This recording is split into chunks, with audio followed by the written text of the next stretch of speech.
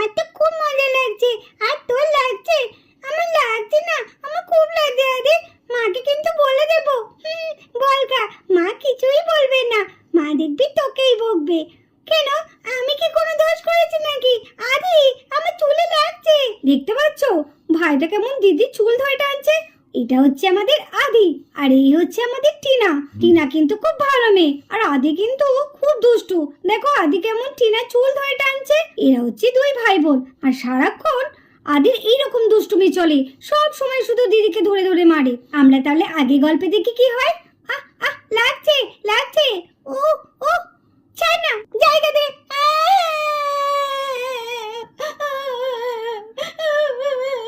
দেখো দেখো এমন কাঁদছে, মনে হচ্ছে কত মেরেছি, কিছু করিনি, শুধু একটু ধাক্কা দিলাম তাতেই কেমন কাঁদছে। বিরক্ত লাগে, পড়ার সময় যত সব বিরক্ত করবে, সেই থেকে শুধু আমার চুল ধরে টেনেই যাচ্ছে টেনেই যাচ্ছে।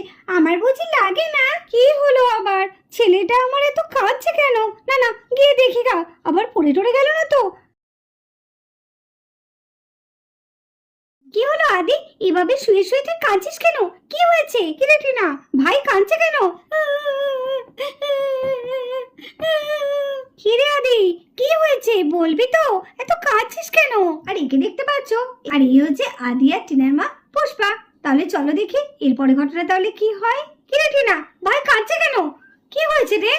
মা, দিদি আমাকে মেরেছে। মা দেখো, গালটা পুরো লাল করে দিয়েছে। আমার গালে টস করে চড় মেরেছে। কি রে ভাই, তুই মিথ্যে কথা কেন বলছিস? আমি তোকে মারলাম কখন?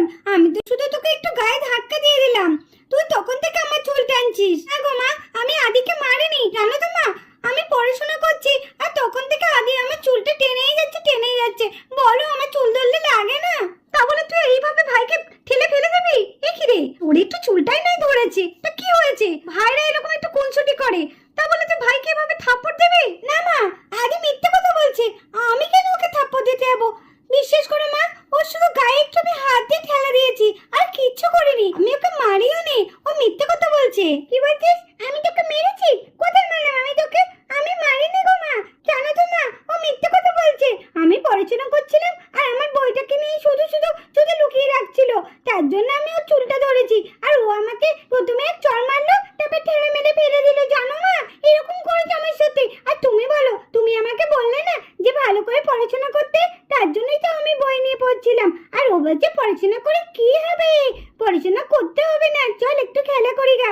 আমি ওর কথা শুনিনি, তাই আমাকে এইভাবে ঠেলে মেরে ফেলে দিয়েছে। টিনা, তুই এরকম ভাইকে বলেছিস? তুই তো বড়, তুই কোথায় ভাইকে শেখাবি যে না ভাই তুই পড়াশোনা কর?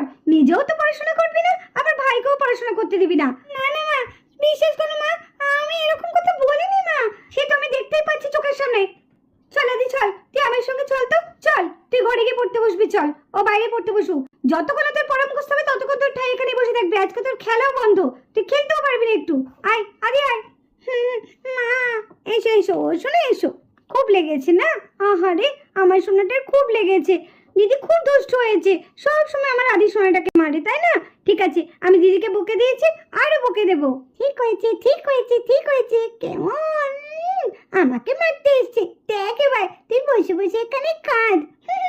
কি মজা কি মজা। না শোনা, চলো চলো, আর বকবে না। এবার যদি দিদি তোমাকে আবার বকে না, আমি দিদিকে খুব বকবো। বকবো কি, এইবার লাঠি দেবে দিদিকে পিটাবো। চলো চলো, আমরা ঘরে গিয়ে পড়াশোনা করবে। চলো, আমি তোমাকে পড়াশোনা করাবো।